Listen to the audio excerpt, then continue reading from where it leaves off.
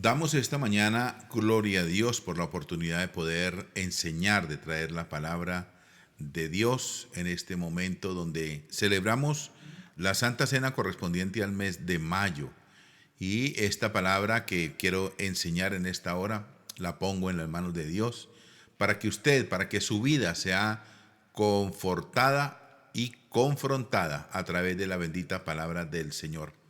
Oramos a nuestro buen Dios, damos gracias a Él y damos gracias al precioso Espíritu Santo, quien es la persona que nos convence a nosotros de querer caminar como el Señor nos ha ordenado que caminemos. Por eso este mensaje ruego a usted que tenga la gentileza de honrarlo con la reverencia que amerita la exposición de la palabra del Señor. Padre amado que estás en los cielos, gracias una vez más por la oportunidad de poder predicar tu palabra, de poder enseñar en esta mañana. Quisiera pedirte, por favor, que toques corazones y vidas, así como has tocado el mío esta mañana.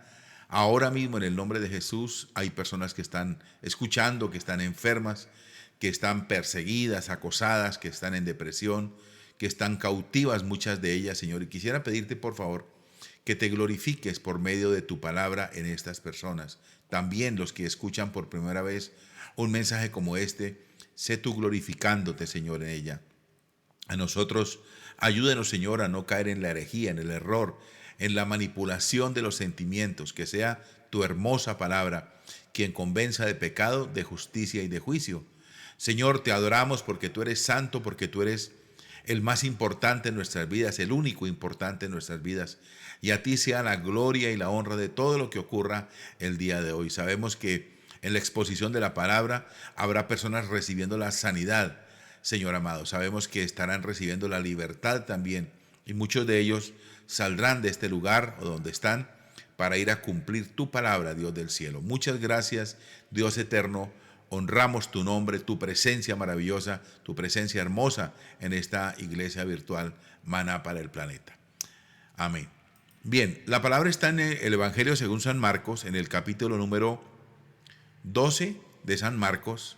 Del versículo 1 en adelante, vamos a leer la versión Reina Valera de 1960, que es como la Biblia de mayor uso por las iglesias pentecostales. Bien, dice el Señor así: entonces comenzó Jesús a decirles por parábolas. Un hombre plantó una viña, la cercó de vallado, cavó un lagar, edificó una torre y la arrendó a unos labradores y se fue lejos. Y a su tiempo envió un siervo a los labradores para que recibiese de estos del fruto de la viña. Mas ellos tomándole, le golpearon y le enviaron con las manos vacías. Volvió a enviarles otro siervo, pero apedreándole le hirieron en la cabeza y también le enviaron afrentado. Volvió a enviar otro y a este mataron, y a otros muchos, golpeando a unos y matando a otros. Por último, teniendo aún un hijo suyo, amado, lo envió también a ellos diciendo: tendrán respeto a mi hijo. Mas aquellos labradores dijeron entre sí: este es el heredero, venid, matémosle y la heredad será nuestra. Y tomándole, le mataron y le echaron fuera de la viña. ¿Qué pues hará el señor de la viña? Vendrá y destruirá a los labradores y dará su viña a otros. Ni aún esta escritura habéis leído: la piedra que desecharon los edificadores ha venido a ser cabeza del ángulo.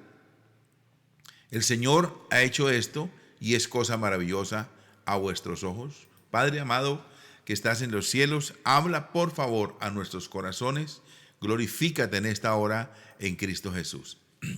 Pues querido amigo y hermano, esta palabra, si usted ha prestado atención a la lectura, se refiere exclusivamente a la venida de nuestro Señor Jesucristo aquí a la tierra hace un poco más de 2000 años.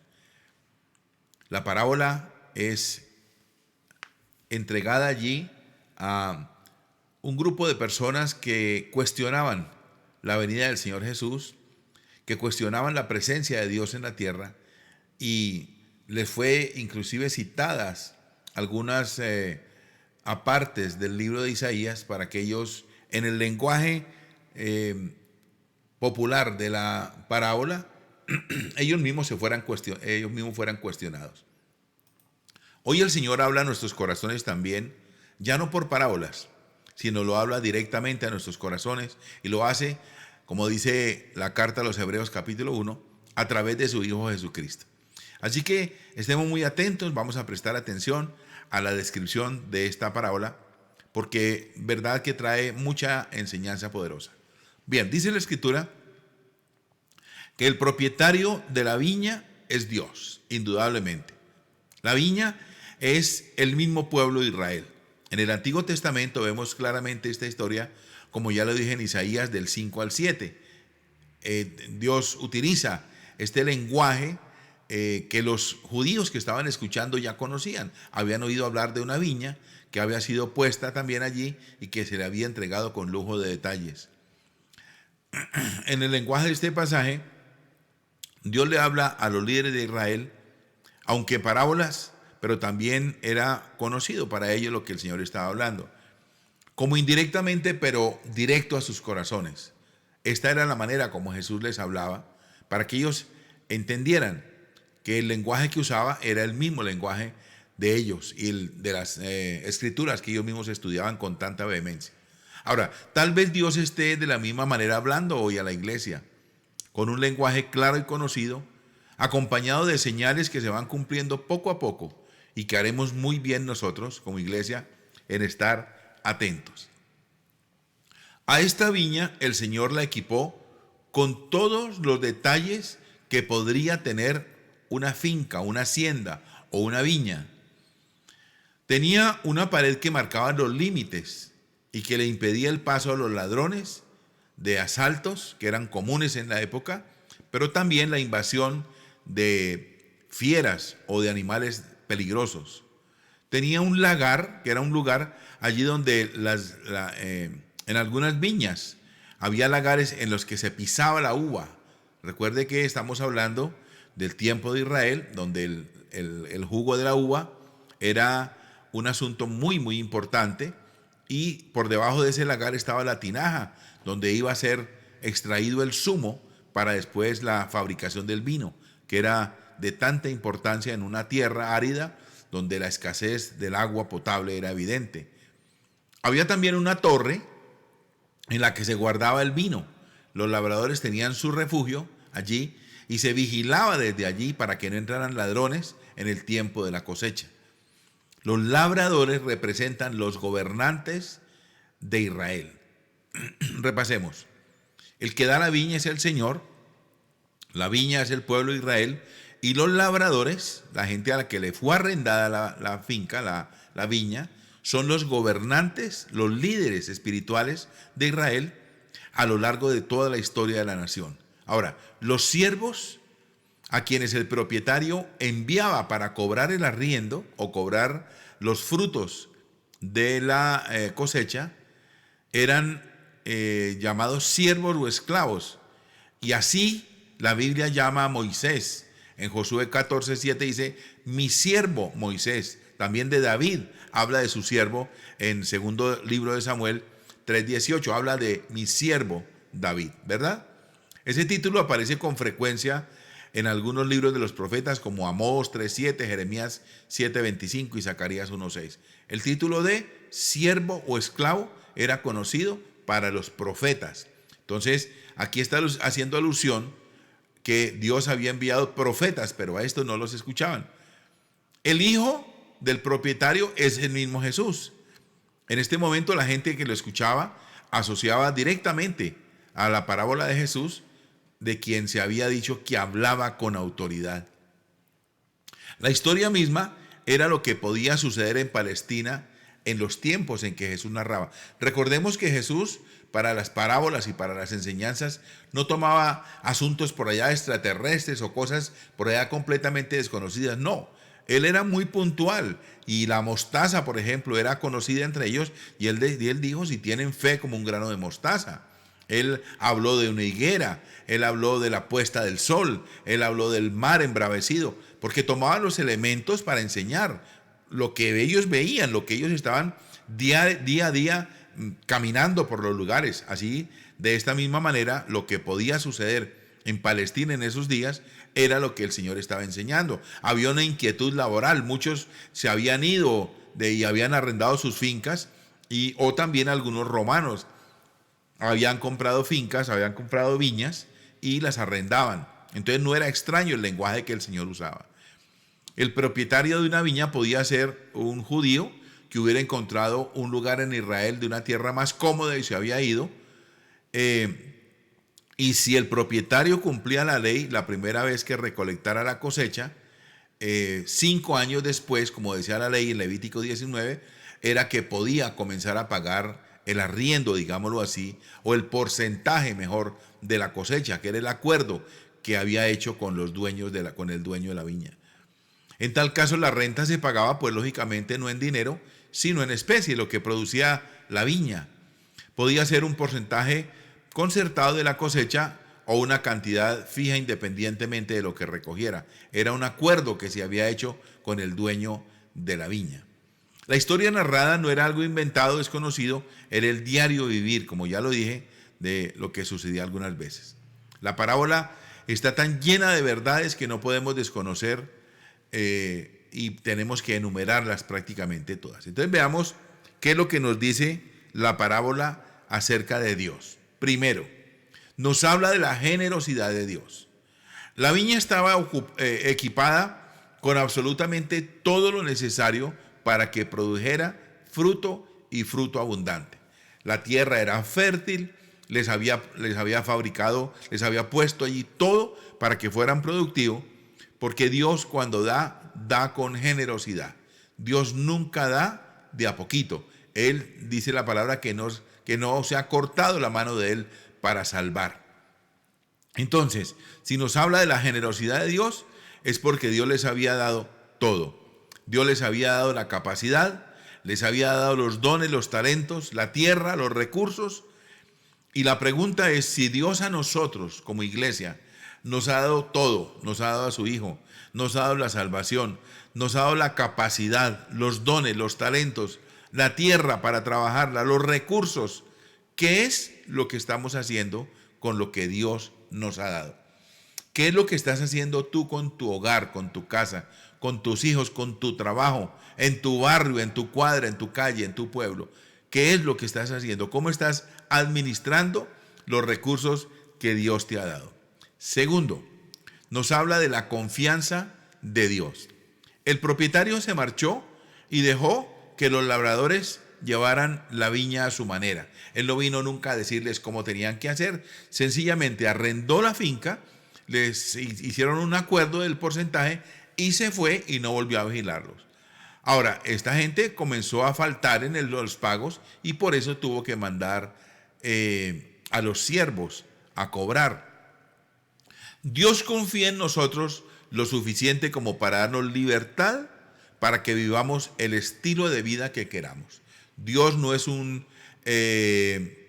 no nos obliga, Dios no nos sujeta, no nos amarra, sencillamente nos ha dado algo que se llama el libre albedrío. Usted determina qué hacer con su vida, usted determina qué hacer con su casa, con los recursos, con sus hijos. Nadie le va a criticar por lo que haga en este tiempo. Como ha dicho alguien, lo maravilloso de Dios es que Él nos deje hacer tantas cosas por nosotros mismos. Eso es lo extraño y que nos maravilla. Y muchos aquí se equivocan donde atribuyen a Dios las cosas que como seres humanos debemos hacer. Esperamos que Dios nos traiga la provisión cuando nos ha dado toda la capacidad para ser productivos por nosotros mismos. Se nos ha dado la autoridad, pero esperamos que sea Él quien venga a ejercer autoridad en ciertas circunstancias del mundo espiritual. Nos ha dado el poder para ser fructíferos, pero esperamos que la bendición baje del cielo. Nosotros somos responsables de los dones y talentos que Dios nos ha dado. Y Dios es responsable de mantenernos con vida, es todo. Pero nosotros tenemos nuestro deber y nuestros deberes que tenemos que cumplir.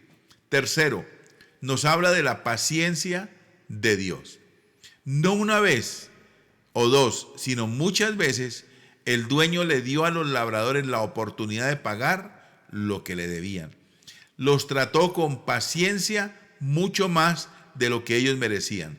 Cuando ellos incumplieron su acuerdo, él lo que hizo fue mandarles a los siervos para hablarles. De igual manera, cuando Israel incumplió el pacto con la idolatría y con su comportamiento, Dios mandaba a los profetas, a sus siervos, para que hablaran a su pueblo. La paciencia de Dios se extiende cada día con nosotros, esperando que demos fruto.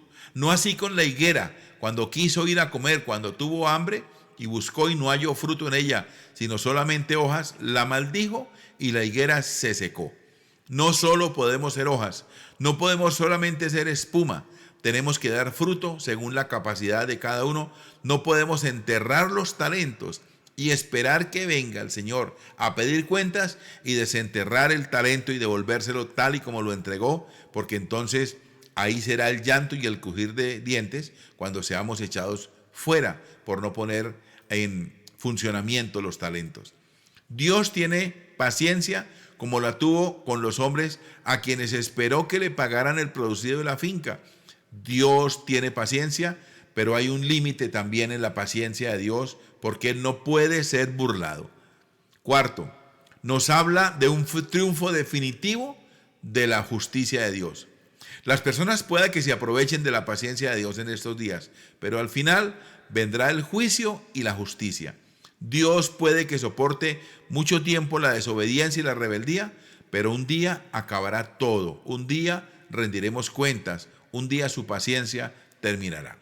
Esta parábola no solamente nos habla de Dios, también nos habla del Señor Jesús, quien también es Dios. Número 1, se nos dice que Jesús se consideraba a sí mismo no como siervo, sino como hijo. Y esto es importante que lo podamos aclarar. Intencionalmente Él separa esa sucesión de profetas que eran siervos, mientras que Él era el hijo. Recordemos que en la parábola Él está diciendo que muchas veces fueron enviados siervos a cobrar la renta y que por último, ya en el colmo de la paciencia del Señor allí, envió a su hijo amado, a quien quería, esperando que le respetaran, pero también le quitaron la vida y también fue asesinado. En Él había hablado Dios su última y definitiva palabra. Esta parábola era un desafío intencionado a las autoridades judías porque contiene la presentación de Jesús como el Mesías. Una vez allá le preguntaron: ¿y usted con qué autoridad dice estas cosas? Y él dijo: si ustedes me dicen si el bautismo de Juan era de Dios o era humano, yo le respondo. Y los judíos se pusieron a pensar: si decimos que es humano, aquí Juan el Bautista es considerado un líder, una persona de tener presente por la obra que hizo. Y si decimos que es divino, entonces estamos reconociendo que Jesús es el Mesías. Y la respuesta fue: no sabemos. Y el Señor le respondió: pues yo tampoco le respondo, ya que ustedes no saben. Ahora, se nos dice que Jesús sabía que había de morir. La cruz no fue para Jesús una sorpresa. Sabía que el camino que había escogido no podía conducir a otro final sino a su propio sacrificio. Con supremo coraje, aunque sabía dónde iba, sin embargo prosiguió adelante. Lo había anunciado con lujo de detalles a los discípulos, que aún algunos de ellos quisieron impedirlos, y ya usted conoce la historia de Pedro, quien primero sacó una espada, pero también lo había confrontado al Señor, habiéndole dicho que no permitiera que le hicieran eso, que lo mataran. Y tercero, nos dice que Jesús estaba seguro de su triunfo final. Él sabía también que había de ser maltratado y muerto, pero también sabía que aquello no sería el fin y que después del rechazo vendría su gloria. Jesús lo sabía. Jesús siempre anunció que le volverían a ver resucitado. Se lo reclamó a los discípulos que encontró por el camino de Maús, y a Tomás cuando se le apareció a los 11 le reprochó la incredulidad. Ahora, esta parábola habla de Dios, habla de Jesús, pero también habla algo acerca del hombre. Número 1, no podía haber nada más que una razón para que los labradores pensaran que podían matar al hijo y quedarse con la viña. Ese era el pensamiento de ellos. Deben haber pensado que el propietario estaba demasiado lejos, estaba demasiado ocupado, a lo mejor tenía otras viñas y no le interesaba, o que estaba muerto, por tanto no tenían por qué tenerlo en cuenta. Muchos que hoy siguen pensando el actuar de Dios como un Dios lejano, como un Dios que no le interesa el pecado, como un Dios que no le interesa a la gente, un Dios que está muy ocupado por allá, a lo mejor luchando con los planetas y otras cosas, pero Dios es un Dios cercano y no podemos nunca salirnos con nuestra propia actitud. Pero Dios está completamente vivo. Muchos tratan de negociar con su propia libertad y con la paciencia de Dios, pero escúcheme bien, llegará un día de rendición de cuentas. Segundo, los privilegios y responsabilidades que no asumimos cuando nos los entregan, pasarán a otra persona que sí los aproveche. Atención, hay oportunidades. Dios nos ha dado una viña, nos la ha dado llena, completica, bendecida para ponerla a producir, y si nosotros no damos fruto, Dios nos va a quitar esa viña, ese terreno, esa finca, y se la va a dar a otro que sí quiera realmente ponerla a producir. Esta parábola explica lo que iba a suceder, el rechazo de los judíos y la transferencia de sus privilegios y responsabilidades a quienes, a nosotros los gentiles, como verdaderamente ocurrió. Así como el pueblo de Israel, así como los judíos, los israelitas no aprovecharon que tenían una hacienda, una finca, una viña, que tenían que producir frutos, que lo que hicieron fue cuestionar la autoridad de Cristo y matarlo, así también les fue quitado a ellos los privilegios y nos fueron entregados a nosotros los gentiles como iglesia. Dice la palabra que levantó un pueblo nuevo, que la pared que derribaba a los dos pueblos, la pared que separaba a los dos pueblos fue derribada. La parábola se cierra con una cita del Antiguo Testamento que fue muy querida por la iglesia primitiva acerca de la piedra que fue rechazada, y está en el Salmo 118, versos 22 y 23, que voy a colocar aquí en pantalla. Salmo 118, 22 y 23. Dice así el Señor. A continuación la pongo acá. Dice así: la piedra que desecharon los edificadores ha venido a ser cabeza del ángulo. De parte de Jehová es esto, y es cosa maravillosa a nuestros ojos. ¿De qué está hablando aquí el Señor? ¿Quién es la piedra maravillosa? ¿Quién es la piedra fundamental? ¿Quién es la piedra que fue desechada? ¿Cuál es la piedra del ángulo? Jesucristo de Nazaret. El mismo Salmo se refería al pueblo de Israel. Las grandes naciones se creían que eran los grandes arquitectos. Roma, el imperio romano eran los grandes arquitectos. La estructura del mundo había sido considerado Israel como un pueblo sin importancia, pero como lo vio el salmista en ese Salmo 118, la nación que había de ser considerada sin ninguna importancia llegaría a ser en su momento, en la economía de Dios, la nación más importante del mundo. Quiero concluir esta corta enseñanza porque a continuación le vamos a dar paso a la celebración de la Santa Cena. Los escritores cristianos vieron en el sueño del salmista lo que se cumplió perfectamente con la muerte y resurrección del Señor Jesús. Como se cumple con usted hoy, querido oyente, Dios ha sido generoso en todo lo que ha puesto en nuestras manos, como iglesia del Señor, con la autoridad que nos ha dado. Dios solo espera de nosotros que demos fruto, pero con los que lo rechazan, Dios también tomará cuentas. El día de la rendición de cuentas está cercano. Repase, por favor, esta parábola en su casa. Repásela y tenga presente los aspectos fundamentales de los que hemos hablado esta mañana. Dios está hablando en este tiempo a la iglesia. Dios está hablando de esta manera a la iglesia del Señor, para que demos fruto, para que no seamos únicamente hojas, porque la transferencia de lo que Dios nos ha dado podría pasar a manos de otras personas si nosotros no aprovechamos la oportunidad. Que esa piedra angular, Jesucristo de Nazaret, esté en nuestros corazones todos los días. Que recordemos, por supuesto, el sacrificio, pero que no nos quedemos únicamente con el sacrificio y con el rostro del Señor lastimado y coronado de espinas, sino que lo veamos triunfante, sentado a la derecha del Padre, como lo vio Esteban en el momento de su muerte.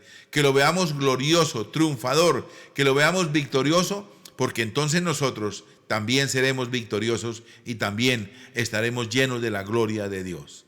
Vamos por un momento a escuchar una alabanza y a continuación seguiremos con la celebración de la Santa Cena del mes de mayo, en el nombre del Señor.